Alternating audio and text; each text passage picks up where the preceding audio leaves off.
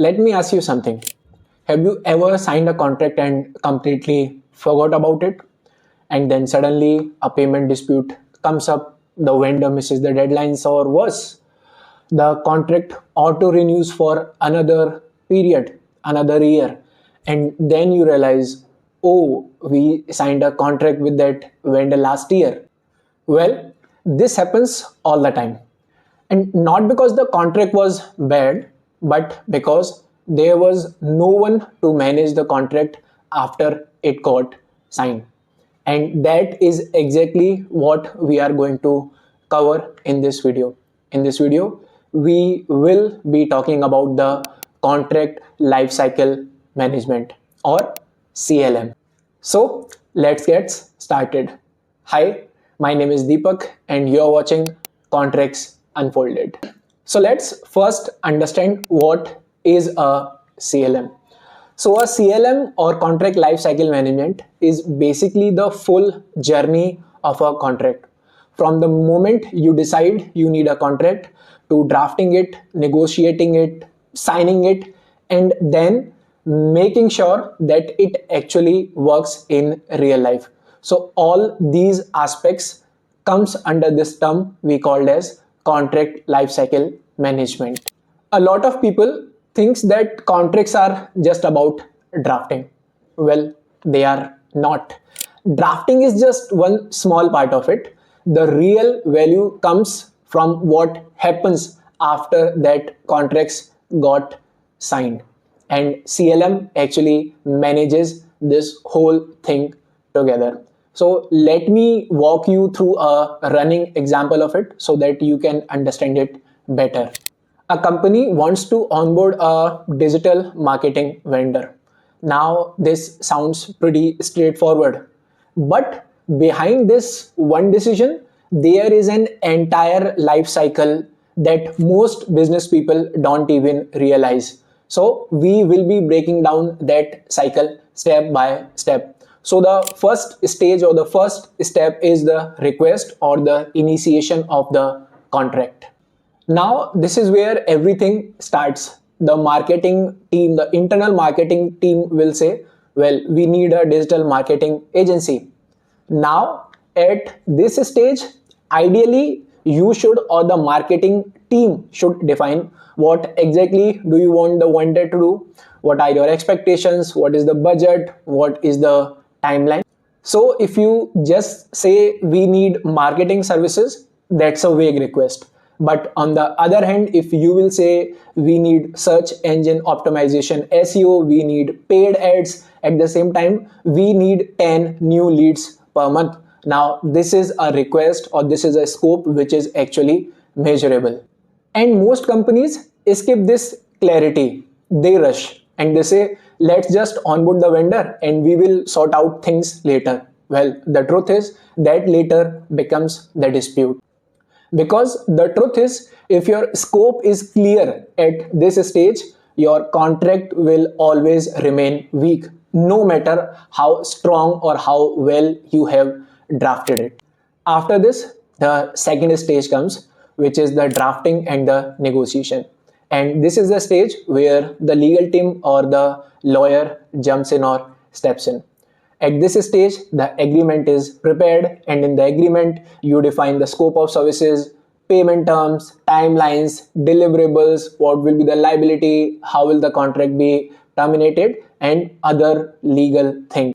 And once you share your contract with the vendor, then the negotiation happens, because the vendor might need the full payment in advance, but your business team might be saying we will agree to milestone based payment, or the vendor will say that I will be having no liability for the performance, whereas your business team will be saying that we want penalties for delay.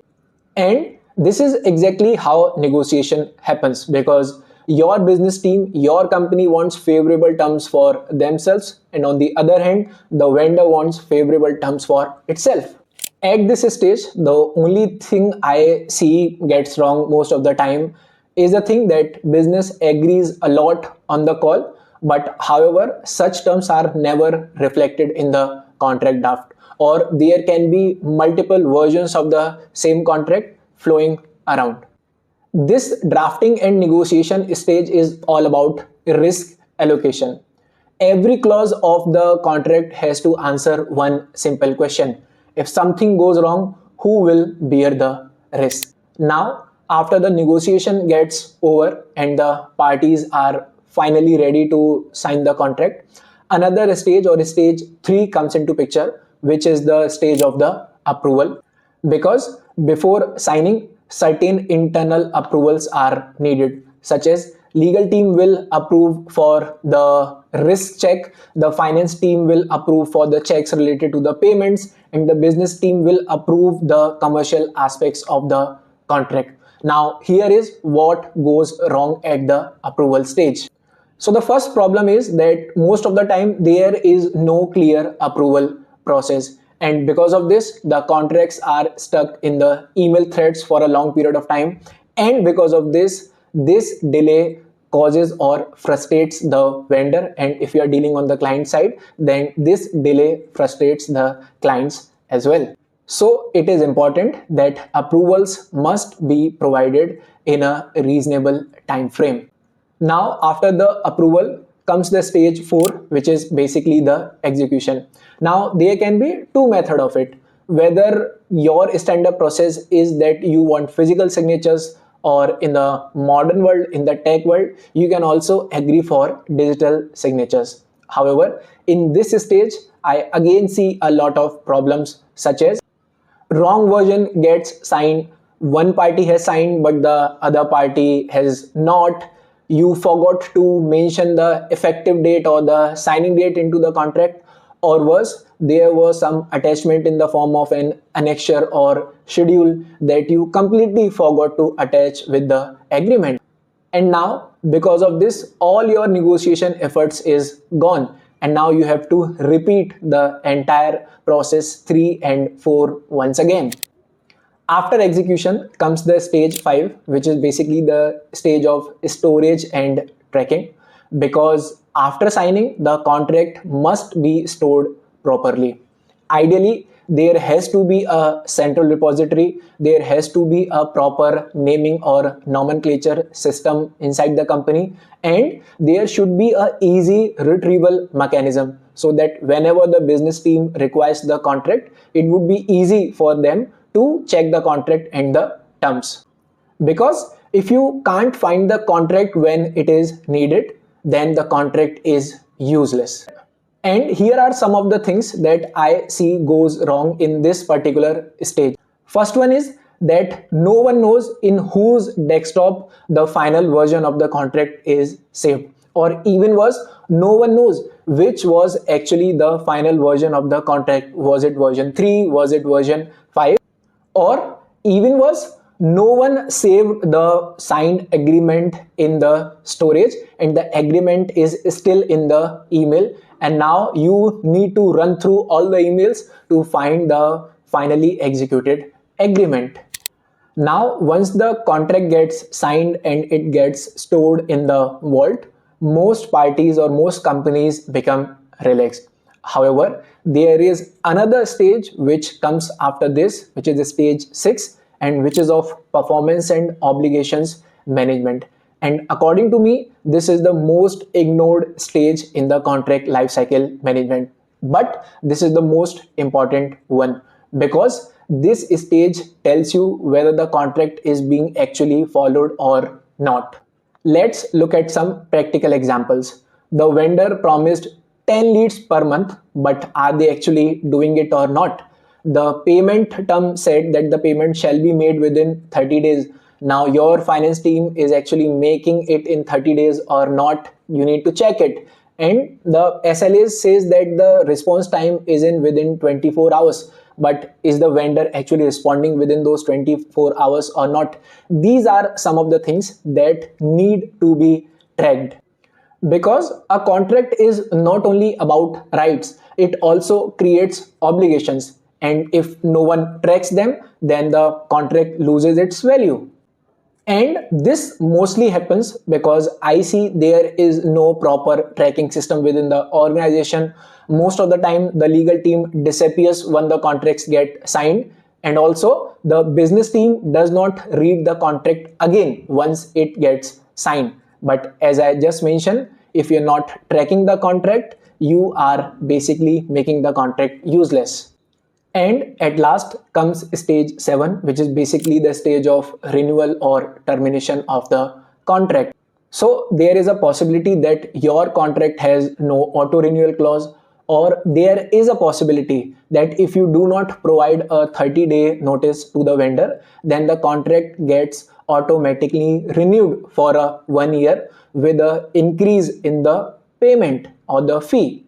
And if you are not tracking the renewal dates, then you are basically creating a problem for yourself, because there might be a poor performing vendor that you want to terminate, or maybe you do not want to continue with, but because you failed to provide him the notice, you have to basically deal with him for one another year. And this is exactly the stage where the business teams either saves money or they get locked into bad deals for another year. Now the questions that comes is, how do we set up a CLM? Do we need to purchase any kind of software? And the answer to that is no, absolutely not. But this only holds true if you are not dealing with a lot of volume of contracts on a weekly or a monthly basis. Here are some of the easy steps that you can follow to set up a CLM. First of all, you should have a Google Drive or a OneDrive for the storage of the contracts. In it, classify your contracts into two categories, vendors and clients, and then have a proper naming system for the storage of such kind of contracts. Second, based on those contracts, you should create a Excel sheet for the tracking of the contracts. Now, this Excel sheet can contain the following details, such as the start date of the MSA, the end date of the MSA, the start date of the scope of work, the end date of the scope of work, what is the notice period, what is the payment term, is the payment monthly, hourly, or is it milestone based? Does this contracts auto renews or not? So these are some of the trackers that you can basically fill in the Excel sheet. And third, based on the data that is there in the Excel sheet, you can set up the reminders in your calendars. So let's say if there is an agreement that is going to terminate in next month, so you can basically set up a reminder prior 1 week or prior 1 month, so that you can automatically inform the business team in advance that the following contract with that vendor or client is going to expire. Do we need to renew it or not? And this is how you can basically start working with a properly enforced CLM system without even the need of a software. And this is the system by which you can help your business team and your organization saving deals and saving money. So this was all for this video. If you find this video helpful, then please help me by subscribing this channel and sharing this video among the people who works with contracts. We will meet in the next video. Thank you so much.